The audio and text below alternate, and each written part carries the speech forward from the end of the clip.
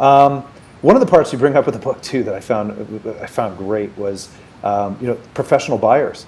I mean, I think even though I've kind of been in this industry for about a year, your book was very much an eye-opener for me, and I'm sure it's going to be an eye-opener for a lot of people that have actually been in the industry for numerous years.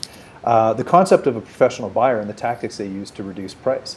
Can you just elaborate a little bit on that, just kind of what you see? I would use the word outrageous in that context also. So you've got a business making $2 million a year, and you're making widgets, and you get a phone call from XYZ Buyer, probably a big competitor, and they will say to you, Chris, great job building your business. We love it. We really respect you. Any chance I can stop by and have dinner with you? Well, you're thinking, well, this is pretty cool. This is a big company. They know who I am. It flatters your ego. And you say, sure, come on down. And at dinner, all they're trying to do is build a relationship. The guy they send to do this, that's his job, is to build a relationship with you, to lower your shields, and then they begin to use buyer speak with you. Well, Chris, the average multiple in this business is a 3, right? And you don't want to see them dumb. You go, well, yeah, that's right. Well, you just pretty much agreed to the price when you said, yeah, it's what I understand.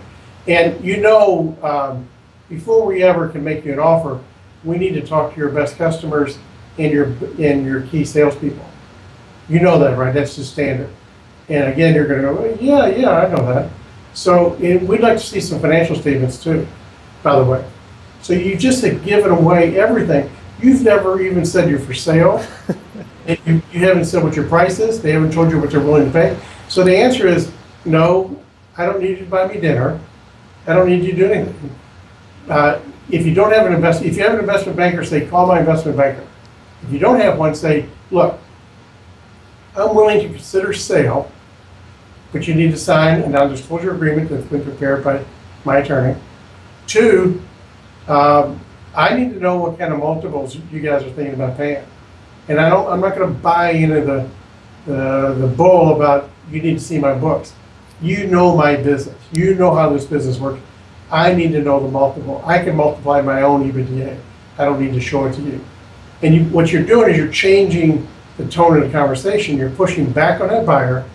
You're negating the buyer speak. You're not going to be intimidated or misled. And you're going to take control of the situation. If they want your company, they're going to say, well, we might pay you a 5. Well, if they say they might pay you a 5, that means they'll probably pay you a 7 if they believe you're going to sell to their competitor. So that's where the buyer speak comes in. So we basically say, they're not there to be your best friend at all. You'll never see them again after closing. They're there to butter you up and to get your defenses done.